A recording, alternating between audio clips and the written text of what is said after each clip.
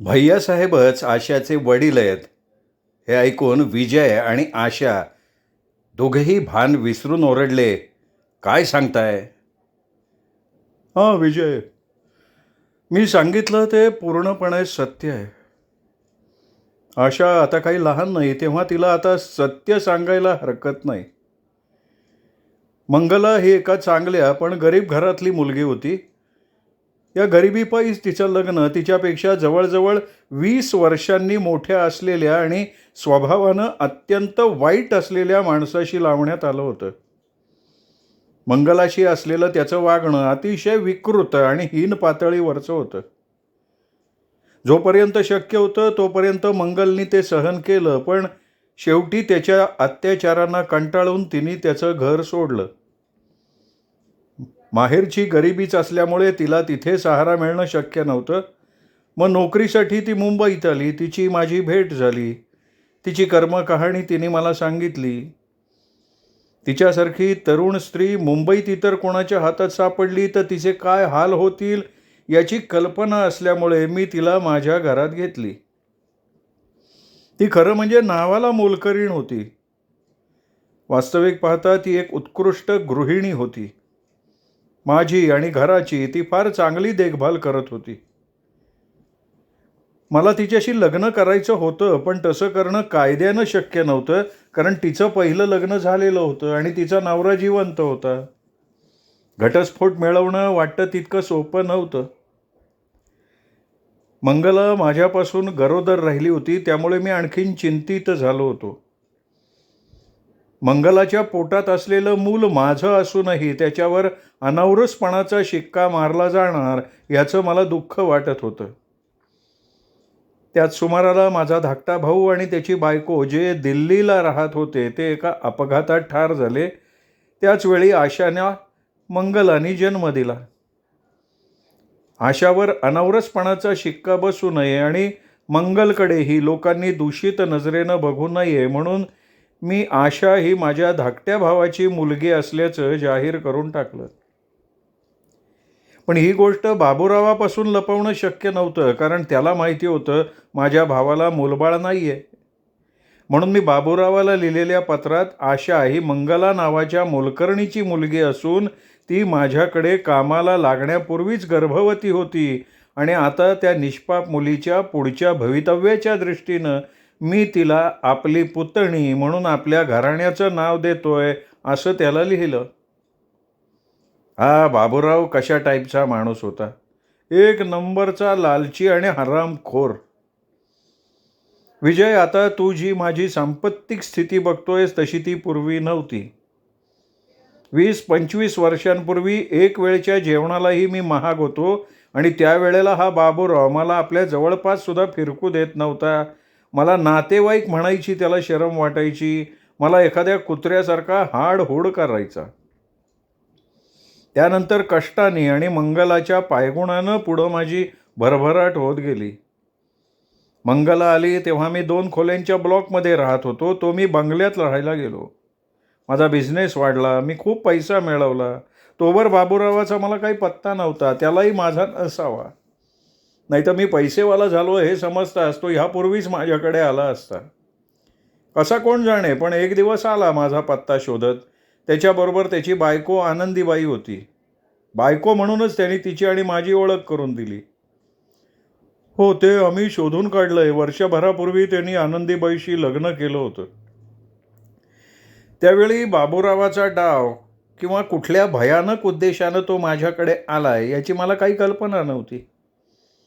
त्यांनी मला दिलेली वागणूक आणि पूर्वीच्या सगळ्या गोष्टी मी विसरून त्याचं स्वागत केलं होतं, पण त्या बदल्यात त्यांनी काय केलं हे तू जाणतो. सापाला कितीही दूध पाजलं तरी दंश करण्याचा आपला स्वभाव तो काही विसरत नाही हे खरं. बाबूराव त्याच जातीतला होता. तो आयुष्यभर माझ्या इथे बसून आरामात राहिला असता तरी मी काही बोललो नसतो, पण त्याला ते नको होतं. थोडा वेळ थांबून पुन्हा भैयासाहेबच एक दीर्घ निश्वास सोडत म्हणाले, जाऊ दे, जे झालंय ते झालंय.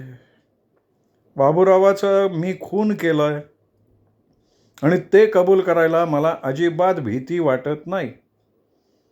बाबूरावाला मी झोपेच्या गोळ्या खायला घालून मारलं, तो त्याच लायकीचा होता.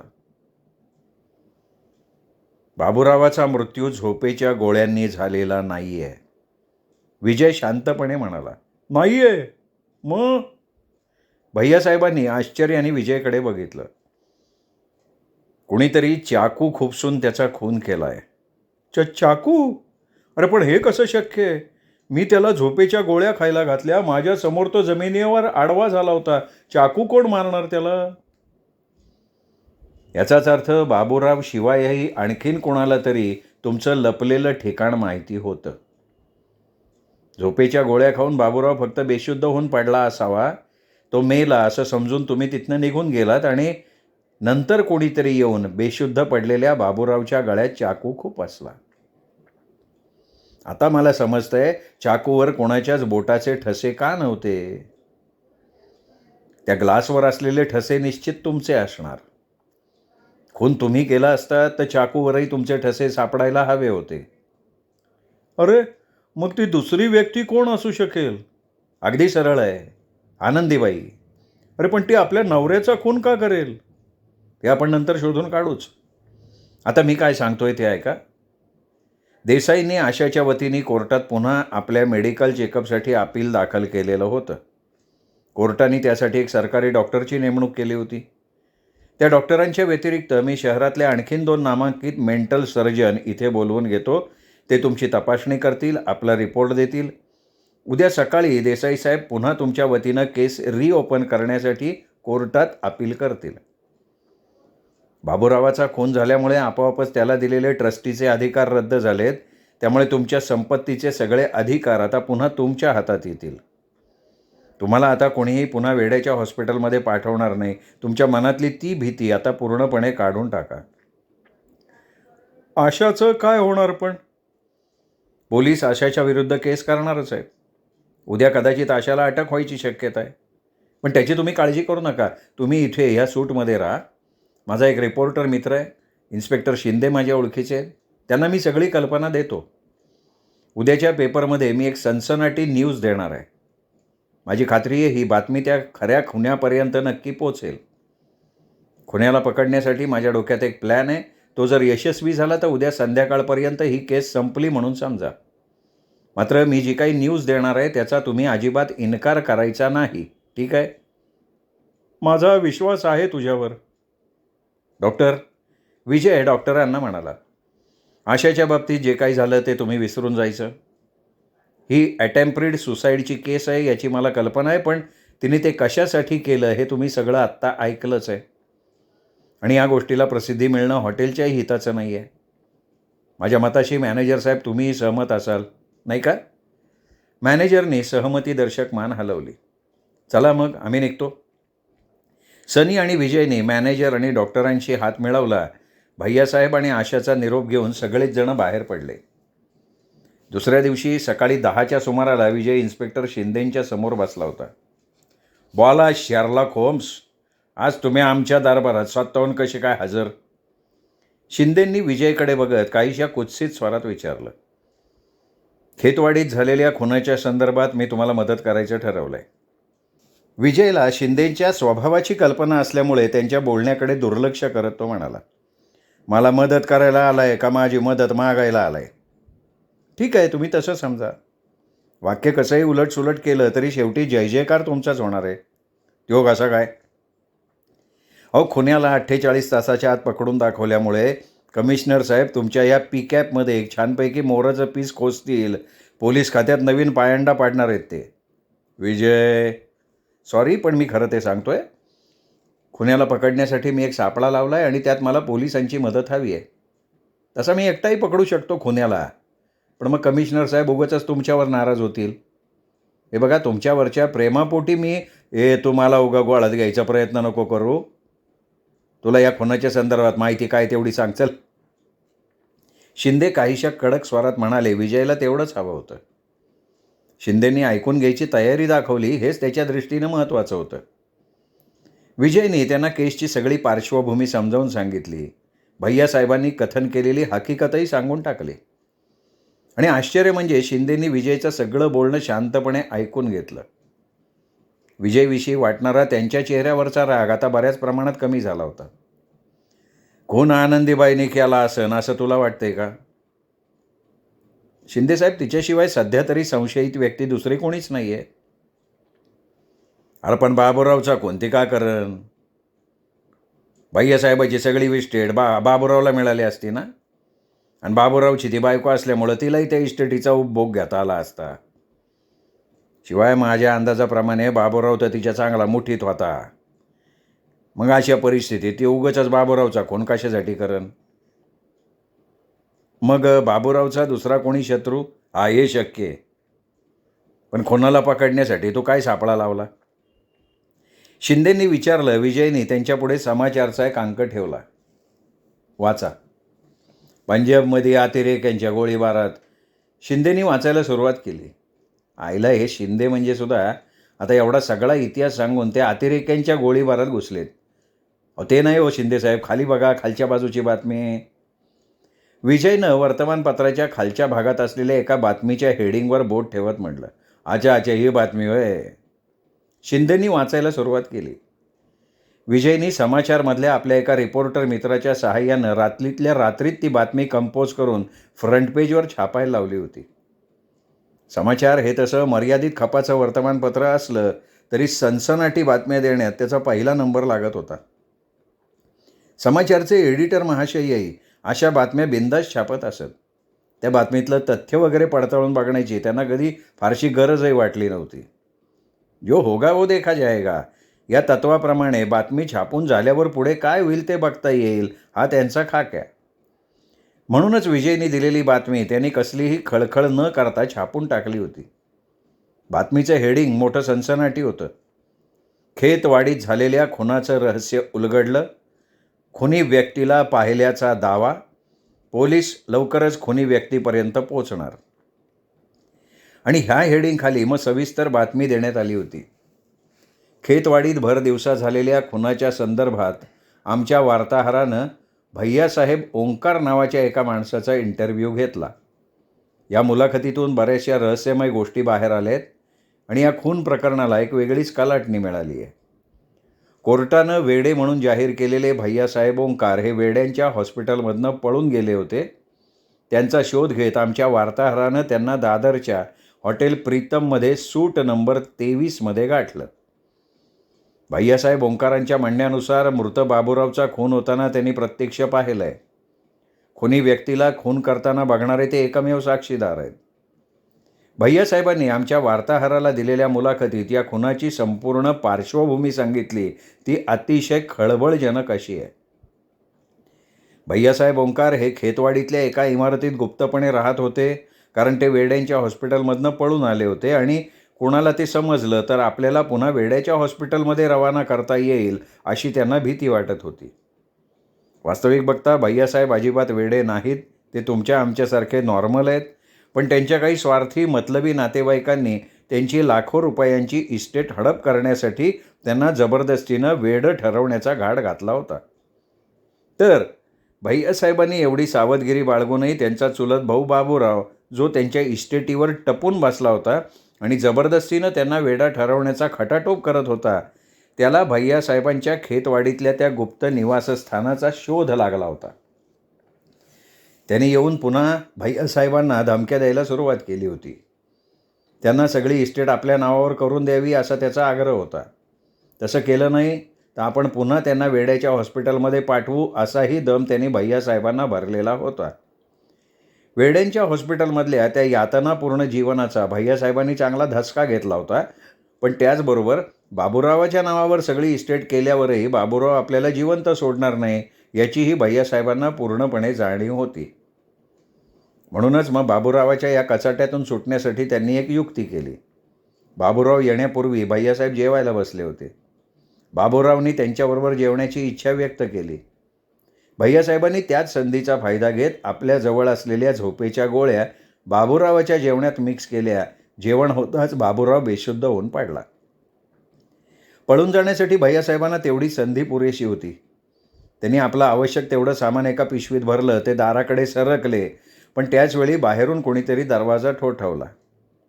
दरवाजा खरं तर नुसता लोटला होता. बाहेरचा माणूस कधीही आत येऊ शकत होता. बाहेर पडण्यासाठी दुसरा मार्ग नव्हता. समोर बाबूराव बेशुद्ध पडला होता. अशा परिस्थितीत येणाऱ्या माणसानं भैयासाहेबांना धरून पोलिसांच्या ताब्यात दिलं असतं आणि पोलिसांनी पुन्हा त्यांना वेड्याच्या हॉस्पिटलमध्ये पाठवलं असतं. त्यामुळे घाबरून जाऊन भैयासाहेब बाथरूममध्ये घुसले, लपून बसले. पुन्हा एकदा दार ठोठावून मग बाहेरची व्यक्ती दार ढकलून आत आली. भैयासाहेब बाथरूमच्या दाराला असलेल्या फटीतून बघत होते. आत येताच त्या व्यक्तीनं समोरच्या पालथ्या स्थितीत पडलेल्या बाबूरावला पाहिलं. मग संपूर्ण घरभर एक सावधगिरीची नजर फिरवली आणि मग अचानक त्या व्यक्तीच्या हातात एक चाकू आला. बाथरूमच्या दाराला असलेल्या फटीतून भैयासाहेबांना स्पष्ट सगळं दिसत होतं. त्या व्यक्तीनं चाकूच्या मुठीभोवती काहीतरी गुंडाळलं. ते काय होतं हे भैयासाहेबांच्या लक्षात आलं नाही. तो कदाचित रुमाल असू शकेल किंवा हातमोजे असतील. पण चाकू बघताना भैयासाहेब विलक्षण घाबरले. त्या व्यक्तीने मग पूर्ण ताकदीनिशी हातातला चाकू बाबूरावांच्या गळ्यात खोलवर खुपसला आणि चाकू तसाच सोडून ती व्यक्ती पुन्हा गुपचूप बाहेर पडली. जाताना तिने दार ओढून घेतलं होतं. ती व्यक्ती गेल्यानंतर कितीतरी वेळाने भैयासाहेब बाहेर पडले. आमच्या वार्ताहरांनी भैयासाहेबांना विचारलं की ते खुनी व्यक्तीला ओळखतात का? पण भैयासाहेबांनी या प्रश्नाचं उत्तर देणं टाळलं. पुन्हा पुन्हा विचारल्यावर त्यांनी एवढंच सांगितलं की खुनी व्यक्तीला पुन्हा बघितलं तर मी ओळखू शकेन. पण आमचा अंदाज आहे की भैयासाहेब खुनी व्यक्तीला चांगलेच ओळखत असावेत. ते खुनी व्यक्तीचं नाव केवळ एवढ्यासाठी सांगत नसावेत की खुनी व्यक्ती आपली मान फासातून वाचवण्यासाठी त्यांचाही खून करेल. पण भैयासाहेबांनी जरी आमच्या वार्ताहराला खुनी व्यक्तीचं नाव सांगायचं टाळलं असलं तरी पोलिसांपासून त्यांना ते लपवता येणार नाही. किमान पक्षी खुन्याचं वर्णन तरी ते नक्कीच सांगू शकतील. भैयासाहेब ओंकार हे मानसिकदृष्ट्या पूर्ण निरोगी असल्याची खात्री आमच्या वार्ताहरानं करून घेतलेली आहे. आमची पोलीस अधिकाऱ्यांना नम्र विनंती आहे की त्यांनी भैयासाहेब ओंकारांच्या ह्या जबाबाकडे विशेष लक्ष द्यावं आणि खऱ्या खुन्याला त्वरित अटक करावी. शिंदेंनी वर्तमानपत्र टेबलावर ठेवलं. प्रश्नार्थक नजरेने विजयकडे पाहिलं. त्या नजरेचा अर्थ ओळखून विजय म्हणाला, या बातमीतला भैयासाहेबांनी खुनी व्यक्तीला खून करताना पाहिलंय एवढा भाग सोडला तर संपूर्ण बातमी खरी आहे. पण तुला यातनं नेमकं काय सुचवायचे? ही बातमी वाचल्यावर खुनी व्यक्ती निश्चितच भैयासाहेबांचा खून करायचा प्रयत्न करेल आणि तो प्रयत्न आज रात्रीच होईल. बातमीत तू खुन्याचा उल्लेख व्यक्ती म्हणून का केला? कारण खुनी व्यक्ती स्त्री आहे का पुरुष आहे याची आपल्याला काहीच कल्पना नाही. म्हणून बातमी लिहिताना मी कुठेही खुन्याचं वर्णन नाही केलं. खुनी व्यक्ती जर स्त्री असेल आणि बातमीचा आपण खिशातनं चाकू काढला किंवा असंच काही लिहिलं असतं तर ते खुन्याच्या लगेच लक्षात आलं असतं की ही बातमी फ्रॉड आहे. केवळ आपल्याला जाळ्यात पकडण्यासाठी पोलिसांनी ही बातमी दिली आहे. शिंदेंनी पहिल्यांदा काहीशा कौतुकानं विजयकडे बघितलं. बरं मला सांग, माझ्याकडनं तुला कसली मदत पाहिजे? अपेक्षा काय तुझी? तुम्ही माझ्याबरोबर हॉटेल प्रीतममध्ये यायचं, अर्थात कोणालाही खबर लागू न देता. सनी आणि तुमची 2-3 साध्या वेशातली माणसं हॉटेलच्या आसपास उभी राहतील. जर या सापळ्यात आपल्याला हवा असणारा मासा सापडला तर तुम्ही टेकओव्हर करायचं, नाही तर संपलं. ओके, शिंदे म्हणाले. हॉटेल प्रीतमची इमारत रात्रीच्या अंधारात बुडाली होती. सगळीकडे नीरव शांतता पसरलेली होती. विजय आणि इन्स्पेक्टर शिंदे कोणाच्याही नकळत सूट नंबर 23च्या एका रूममध्ये अंधारात बसून राहिले होते. आशाला त्यांनी तळमजल्यावरच्या एका रूममध्ये शिफ्ट केलं होतं. आशामुळे काही गडबड होऊ नये म्हणून त्यांनी ही खबरदारी घेतली होती. अर्थात तळमजल्यावरची ती रूम त्यांनी वेगळ्याच नावाने बुक केली होती. हॉटेलमधल्या वेटरलाही आशाच्या या बदललेल्या रूमची कल्पना देण्यात आलेली नव्हती. 23 नंबर सूटमध्ये दुसऱ्या एका खोलीत भैयासाहेबांना ठेवण्यात आलं होतं. ती बेडरूम आशाची होती. भैयासाहेबांना विजयनी शांतपणे झोपायला सांगितलं. भैयासाहेब म्हणाले, अरे एवढ्या टेन्शनमध्ये झोप कशी येणार पोरा? माझी छाती धडधडतीये. भैयासाहेब तुम्ही काळजी करू नका. आशाला तुम्ही उगाच खाली पाठवलं रे. खुन्याला ते समजलं तर तो मला सोडून. त्यांना मध्येच थांबवत विजय म्हणाला, हे बघा, आशाच्या सुरक्षिततेची आम्ही पूर्ण काळजी घेतली आहे भैयासाहेब. तिच्या केसालाही धक्का लागणार नाही. तुम्ही तुमच्या बेडवर डमी ठेवली आहे ना? हो. खुनी आला तर त्याला तुम्ही तिथे झोपला आहे असं वाटायला पाहिजे. आणि आता विजय आणि शिंदे वाट बघत होते. रात्रीचे 12 वाजून गेले होते. दूरवरून कुठून तरी 12चे टोल स्पष्टपणे ऐकू आले होते. विजय आणि शिंदेंना एका जागी बसून जवळजवळ 1.5-2 तास होऊन गेले होते. बरोबर 12 वाजून 10 मिनिटांनी फोनची घंटी वाजली. विजय फोनजवळ बसला होता. बेलचा आणखीन आवाज होण्यापूर्वी विजयनी झपाट्यानं रिसिव्हर उचलला, कानाला लावला. विजय. पलीकडून सनीचा दबका पण उत्तेजित स्वर त्याच्या कानात शिरला. येस. आता नुकतीच एक व्यक्ती सूट नंबर 21च्या बाहेरच्या बाजूच्या खिडकीतून बाहेर उतरलेली आहे. सूट नंबर 21? विजयनी आज सकाळपासून नवीन आलेल्या कस्टमरची नावं रजिस्टरमध्ये पाहिली होती. आज दिवसभरात 15 कस्टमर हॉटेलमध्ये उतरले होते.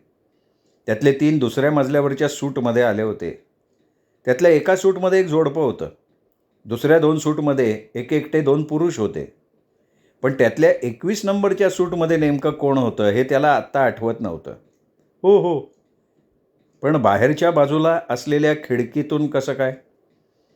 अरे, प्रत्येक रूमच्या बाहेरच्या खिडकीखाली साधारण 1 फुटाचं प्रोटेक्शन आहे. त्याला पकडून ती व्यक्ती 23 नंबरकडे यायचा प्रयत्न करते. सावध राहा. तू कुठून बोलतोय?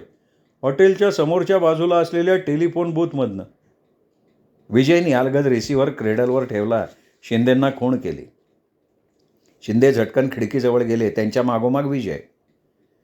भैयासाहेबांच्या बेडरूमची खिडकी उघडी होती. विजयनी किंचित डोकं बाहेर काढून बाहेरच्या अंधारात पाहिलं. भैयासाहेबांच्या बेडरूमच्या खिडकीजवळ त्याला एक छाया दिसली.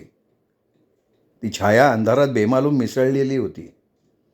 मग त्या छायेने आपले दोन्ही हात खिडकीच्या काठावर टेकवले. शरीराला एक झटका दिला. आपल्या दोन्ही हातांच्या जोरावर ती खिडकीच्या काठावर चढली आणि मग तिने अलगद खोलीत उडी मारली. विजय झपाट्यानं खिडकीतनं बाजूला झाला आणि भैयासाहेबांच्या बेडरूमच्या की-होलला त्याने आपला डोळा लावला. बेडरूममध्ये अंधार असला तरी खिडकीतून येणारा मध्यम प्रकाश खोलीत पसरलेला होता. त्या अस्पष्ट उजेडात एक काळी छाया बेडरूममधल्या पलंगाकडे सरकत असलेली त्याला दिसली. विजयनी शिंदेंना खूण केली. विजय बाजूला होता. शिंदेंनी की-होलला डोळा लावला. पलंगावर झोपलेल्या व्यक्तीच्या अस्पष्ट घोरण्याचा आवाज येत होता. ती छाया पलंगाजवळ पोचली होती. तिने उजवा हात आपल्या कपड्याच्या आत घातला. दुसऱ्या क्षणी त्याच्या बाहेर आलेल्या हातात एक लांब रुंद पात्याचा चाकू होता. छायेने आपला चाकू हसलेला हात वर उचलला आणि मग पूर्ण ताकदीनिशी पलंगावर असलेल्या डमीवर आपटला. विजयनी शिंदेंना खूण केली. घोरण्याचा आवाज लगेच बंद झाला. आणखीन 2-3 वेळा छायेचा हात वर उचलला गेला आणि सपासपा पलंगावर वार केले गेले. त्याच वेळेला विजयनी धाडदिशी दार उघडलं. शिंदे रिव्हॉल्वर ताणून आत शिरले. हालायचं नाही जागेवरचं, नाही तर गोळी घालील. शिंदे गरजले. त्या अनपेक्षित प्रकारानं समोर उभ्या असलेल्या छायेच्या तोंडून एक अस्पष्ट किंकाळी बाहेर पडली. विजय पुढे झाला. दाराजवळचा स्विच ऑन केला. संपूर्ण खोली प्रकाशानं उजळून निघाली. संपूर्ण काळा वेश घातलेली आणि चेहऱ्यावर काळा बुरखा पांघरलेली एक व्यक्ती त्यांच्या समोर उभी होती. त्याच्या हातात काळे हातमोजे होते. चाकू खाली टाक, शिंदेंनी हुकूम सोडला. समोरच्या व्यक्तीने प्रथम चाकूकडे बघितलं. चाकू स्वच्छ होता. चमकून त्यांनी पलंगाकडे नजर टाकली. चाकूच्या वारानं वरच्या रजईला 2-3 छिद्र पडली होती. रजई बाजूला सरकून त्याच्याखाली असलेला लोड आणि उश्या उघड्या पडल्या होत्या. अरे, तुझी शिकार पलीकडच्या खोलीत आहे. तू चेहऱ्यावरचा बुरखा काढ आधी, पुन्हा शिंदेंनी हुकूम दिला. चेहऱ्यावरचा बुरखा काढला गेला. समोरचा चेहरा पूर्णपणे अनोळखी होता. पण त्यावरची बदमाशीची झाक काही लपत नव्हती. त्याची उंची 5.5 फुटाच्या आसपास होती. शरीर मजबूत होतं. कपाळावर जखमेची आडवी खूण होती. कोण आहे रे तू? शिंदेंनी त्याला दरडावत विचारलं. समोरची व्यक्ती काही बोलली नाही. त्याचवेळी भैयासाहेब खोलीत आले. त्यांच्या मागोमाग आशा, सनी आणि साध्या वेशातले पोलीसही होते. शिंदेसाहेब, याची चोच इथे उघडणार नाही. भैयासाहेब, तुम्ही ओळखता का याला? शिंदेंनी विचारलं. भैयासाहेबांनी एकदा टक लावून त्याच्याकडे बघितलं. ते नकारार्थी मान हलवत असताना अचानक काहीतरी त्यांना आठवलं. मी एकदा याला बघितलं आहे बरं का. बाबूराव आणि आनंदी नुकतेच माझ्याकडे आलेले असताना एका रात्री अचानक मला जाग आली. मी खिडकीतून डोकावून खाली बघितलं तेव्हा आनंदी बंगल्याच्या मागच्या बाजूला ह्याच्याशी बोलत होती. हा पण तो हाच एक कशावरनं? शिंदेंनी आपल्या नेहमीच्या पोलिसी संशयाने विचारलं. अहो, याच्या कपाळावर असलेली ही जखमेची आडवी खूण. त्यावेळी बाहेर स्वच्छ प्रकाश होता आणि हे असले चेहरे एकदा बघितल्यावर सहसा विसरले जात नाहीत. मग तुम्ही त्याबद्दल नंतर त्या आनंदीबाईला काय विचारलं नाही का? विचारलं, दुसऱ्या दिवशी विचारलं, पण तिने मला मूर्खात काढलं. मला काहीतरी भास झाला असेल असं म्हणाली. बाबूरावनी सुद्धा माझ्या डोक्याची शंका घेतली. शिंदेसाहेब, तुम्ही ताबडतोब त्या आनंदीबाईला अटक करा. आता माझ्या डोक्यात हळूहळू ट्यूब पेटायला लागली आहे, विजय म्हणाला. बरं का, आनंदीबाई आणि नजीर शेख दोघांनी आपला गुन्हा कबूल केला. दुसऱ्या दिवशी विजय, सनी, आशा आणि भैयासाहेब शिंद्यांना भेटायला आले तेव्हा शिंदे म्हणाले, या आनंदीबाईचा आणि शेखचा काय संबंध? विजय, तुला एवढंही कळत नाही वे. या सगळ्या प्लॅनचा करता शेखच आहे. तो शेख आनंदीचा प्रियकर आहे. मग बाबूरावाशी तिने लग्न का केलं? का लग्नानंतर तिची आणि शेखची भेट झाली? मी आता सगळं तुम्हाला सविस्तर सांगतो, असं म्हणत शिंदेंनी बोलायला सुरुवात केली. शेखचं आणि आनंदीचं पहिल्यापासून प्रेम प्रकरण चालू होतं. शेख हा तसा नावाजलेला गुंड होता. चोऱ्या दरोड्याच्या प्रकरणात तो बऱ्याच वेळा जेलची हवाही खाऊन आला होता. आनंदी पहिल्यापासून काहीशी चंचल, उन्हाळ स्वभावाची होती. शेखच्या रानगट आणि दणकट पुरुषार्थावर मात्र ती जाम फिदा होती. त्याच्यासाठी काहीही करायची तिची तयारी होती. आनंदी विजापूरच्या एका सरकारी हॉस्पिटलमध्ये नर्स म्हणून कामाला होती. बाबूरावची आणि तिची तिथेच ओळख झाली. बाबूरावने आपला सगळा पैसा जुगारात घालवला होता. त्याला जुगाराचा अतोनात वेळ. ह्याच जुगारापायी तो लहान सहान चोऱ्याही करायला लागला होता. अशाच एका चोरी प्रकरणात तो पोलिसांच्या हातात सापडला. अगदी मुद्देमालासकट कोर्टात त्याला 1.5 वर्षाची सक्त मजुरीची शिक्षा झाली. ही शिक्षा भोगत असताना तो अचानक आजारी पडला. औषधोपचारासाठी त्याला सरकारी दवाखान्यात ॲडमिट करण्यात आलं आणि त्या दवाखान्यात त्याची आनंदीशी ओळख झाली. दरम्यान बाबूरावला भैयासाहेबांबद्दल कळलं होतं. भैयासाहेब आता पूर्वीसारखे राहिलेले नाहीत, तर ते खूप पैसेवाले, श्रीमंत झालेत हे त्याला कळलं. बोलण्याच्या ओघात त्यांनी हे सगळं आनंदीला सांगितलं. भैयासाहेबांना आपल्याशिवाय कोणी वारस नाही आणि ही सजा संपून आपण आता मुंबईला त्यांच्याकडे जाणार हेही त्यांनी तिला सांगून टाकलं. आनंदीने ही गोष्ट शेखला सांगितली आणि शेखच्या डोक्यात भैयासाहेबांची संपत्ती मिळवण्याचा विचार आला. पण त्यासाठी आनंदीने बाबूरावशी लग्न करणं महत्त्वाचं होतं. शेखचा प्लॅन थोडक्यात असा होता. आनंदीने बाबूरावशी लग्न करायचं, त्याच्याबरोबर मुंबईला जायचं. अर्थात शेख त्यांच्या मागून मुंबईला येणारच होता. मुंबईत आल्यावर आनंदीने पहिल्यांदा बाबूरावच्या मनात सगळी संपत्ती स्वतःच्या नावावर करून घ्यायची कल्पना भरवायची. बाबूरावांच्या मदतीने पहिल्यांदा भैयासाहेबांचा काटा काढायचा आणि मग सावकाशपणे बाबूरावला आपल्या मार्गातून शेख बाजूला काढणार होताच. शेखच्या सांगण्याप्रमाणे आनंदीने बाबूरावशी प्रेमाचं नाटक चालू केलं. बाबूराव आनंदीच्या मोहपाशात चांगला गुरफटला गेला. उरलेली शिक्षा संपताच बाबूरावने आनंदीशी लग्न केलं. आनंदीने आपल्या नोकरीचा राजीनामा दिला आणि ते दोघं भैयासाहेबांच्या बंगल्यात येऊन धडकले. लग्न झाल्यापासूनच आनंदीने बाबूरावच्या मनात भैयासाहेबांची सगळी इस्टेट मिळवण्याची कल्पना हळूहळू रुजवायला सुरुवात केलेली होती. बाबूरावच्या मनात ती कल्पना रुजली होती. पुढे मुंबईत आल्यावर त्या दोघांनी भैयासाहेबांना आपल्या ताब्यात घेतलं. आशाला आपल्या मार्गातनं दूर केलं. शेखही मुंबईत होता, पण त्यांनी आणि आनंदीने जाणीवपूर्वक एकमेकांशी संबंध ठेवलेला नव्हता.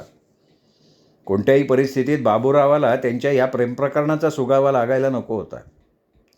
ठरलेल्या प्लॅनप्रमाणे सगळं व्यवस्थित घडत होतं. कोर्टाचा निकाल बाबूरावाच्या बाजूने लागला होता. आता आणखीन काही दिवसांचा अवधी होता. भैयासाहेब ठार वेडे झाले पण त्याचवेळी आशा आडवी आली. तिच्या जोडीला देसाई वकील आणि विजय. देसाईंनी कोर्टातनं भैयासाहेबांची रिचेकिंगची ऑर्डर मिळवली आणि तिथेच बाबूरावासकट आनंदीला आणि शेखला हादरा बसला. भैयासाहेब अजून पूर्ण वेडे झालेले नाही आहे त्याची आनंदीला कल्पना होती. आनंदीने शेखला कळवलं. शेखने भैयासाहेबांनाच पळवून न्यायचा प्लॅन केला. भैयासाहेब नाहीसे झाल्यावर त्याचा दोष बाबूराववर येणार होता. बाबूरावचा बळी गेला तर त्यामुळे फारसं काही बिघडणार नव्हतं. तोपर्यंत भैयासाहेबांना ठार वेडं करून आनंदी पुन्हा त्यांना कोर्टात उभी करू शकत होती आणि भैयासाहेबांच्या संपत्तीवर क्लेम करू शकत होती. पण भैयासाहेबांना पळवण्याचा बेत अचानक विजय तिथे आल्यामुळे बारगळला. शेखनी ज्या भाडोत्री गुंडाला तिथे पाठवलं होतं तो विजयशी बोलून तिथनं पळून गेला. हॉस्पिटलभोवती साध्या वेशातल्या पोलिसांचा पहारा आहे अशी त्याची समजूत झाली होती. पण दरम्यान आशानेच भैयासाहेबांना तिथून पळवलं. हे शेखच्या जसं पथ्यावर पडलं तसंच बाबूरावच्या पथ्यावर पडलं. बाबूरावचं आशावर पूर्ण लक्ष होतं. आशाने भैयासाहेबांना खेतवाडीतल्या घरात ठेवल्याचं बाबूरावला कळालं. बाबूरावने ते आनंदीला सांगितलं. आनंदीने शेखला सांगितलं. बाबूराव भैयासाहेबांना भेटायला गेला तेव्हा शेख त्यांच्या मागावर. बाबूरावला झोपेच्या गोळ्या खायला घालून भैयासाहेब तिथनं बाहेर पडताच शेख आत घुसला आणि त्यांनी बेशुद्ध बाबूरावचा खून केला. त्यामुळे एका दगडात 3 पक्षी मारणार होते. बाबूरावच्या खुनाचा आळ भैयासाहेबांवर येणार होता. त्यांना पुन्हा वेड्याच्या हॉस्पिटलमध्ये रवाना करण्यात आलं असतं. आशाचा प्रश्नच नव्हता. ती काहीच करू शकत नव्हती आणि बाबूराव मेल्यामुळे त्याची पत्नी या नात्यानं भैयासाहेबांच्या सगळ्या इस्टेटीची एकमेव वारस म्हणून फक्त आनंदीबाई राहणार होती. मग काही काळ लोटल्यावर आनंदी अगदी उघडपणे शेखशी लग्न करू शकणार होती. प्लॅन लय बेस्ट केलता बरं का. पण गुन्हेगार छोटी चूक करतात आणि मग त्यांच्या सुंदर प्लॅनचं होतं पाणी. विजयनी जो तर्क मांडला ना तो लय योग्य होता. ग्लासवर हाताचे ठसे मिळतात मग चाकू का नाही मिळावे. इथं खरी संशयाला सुरुवात झाली. खरं म्हणजे ही केस एवढी लांबली नसती. बाबूरावही मेला नसता. पण आशाने भैयासाहेबांना नर्सिंग होममधून पळवलं म्हणून पुढचं सगळं रामायण घडलं. असं काही म्हणू नकोस रे विजय. तसं झालं असतं ना तर फार बाबूराव जेलमध्ये गेला असता. त्याच्याबरोबर एखाद्या वेळेला आनंदीबाई आत गेली असती. पण आपले नकाबपोश नजीर शेख मात्र मोकळे राहिले असते. पुन्हा एखादा असा प्लॅन करायला त्यांचं डोकं शाबूत राहिलं असतं. तेव्हा झालं ते बरं झालं. तू म्हणतोस तेही खरंच आहे म्हणा. विजयनी सनीच्या बोलण्यावर मान डोलवत सहमती दर्शवली. अच्छा शिंदेसाहेब. त्यांचा हात हातात घेत विजय म्हणाला, अशीच अधूनमधून मदत करत जा. सगळेजण पोलीस ठाण्यातनं बाहेर पडले. भैयासाहेबांनी कोटाच्या खिशातनं एक चेक काढला. विजयच्या पुढे धरला. बेटा तुझे आभार मानून मी तुझी किंमत कमी करत नाही. ही माझ्यातर्फे छोटीशी भेट. चेकवर 50,000चा आकडा होता. भैयासाहेब तुम्ही आभार मानूही नका. आम्ही जे काही केलं ते अर्थात पैशासाठी केलं. पण आमच्या हिशोबाप्रमाणे तुम्ही लिहिलेला आकडा चुकीचा आहे. भैयासाहेबांनी काहीसं गोरंमोरं होत आशाकडे बघितलं. आशाच्या कपाळावरही आठ्या उमटल्या. विजयने आपल्या खिशातनं एक पॉकेट डायरी काढली. पान उलटून मधल्या एका पानावर नजर रोखत तो मनातल्या मनात हिशोब करायला लागला. हे बघा आमच्या हिशोबाप्रमाणे तुम्ही हा 50चा आकडा चुकीचा टाकला आहे. तिथे फक्त 25 पाहिजेत. भैयासाहेबांचा चेहरा खुलला. आशाच्या कपाळावरच्या आठ्या नाहीशा झाल्या. बेटा काही वेळा स्वतःची किंमत मग ती तुम्ही केलेल्या कामाची का असेना स्वतःलाच कळत नाही. माझ्या मते हा आकडा बरोबर आहे. हो शिवाय मी तुम्हाला जो काही त्रास दिला आहे त्याची उधारी तर आमच्यावर अजून बाकीच आहे. अशा आमच्या विजयाच्या उधाऱ्या बऱ्याच बाकी राहिल्यात हो. विजय सनीच्या पाठीवर थाप मारत म्हणाला.